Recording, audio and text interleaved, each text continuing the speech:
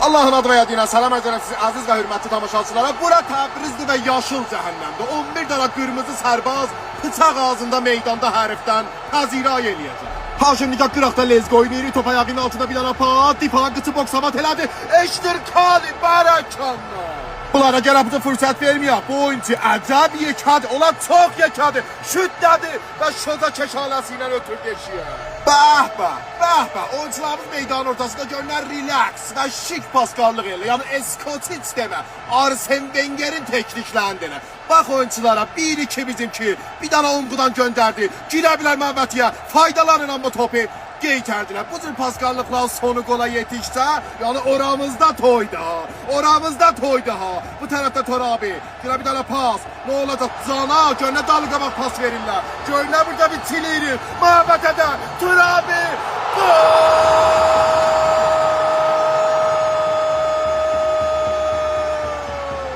26-cı dəqiqədə Şortanın şortun çəkdilə başına.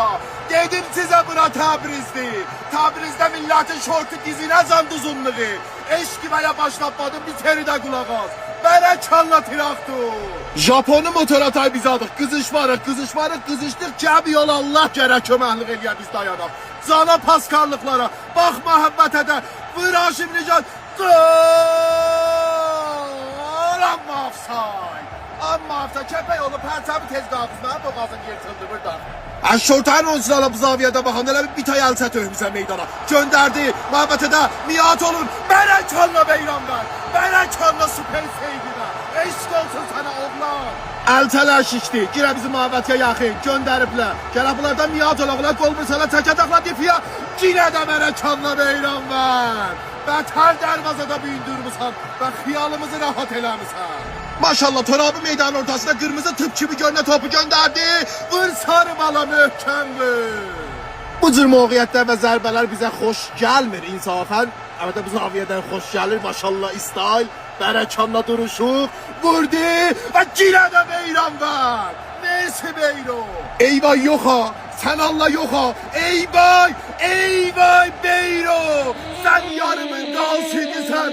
Əyləş sənə çay demişəm. Xiyalını göndəribdi.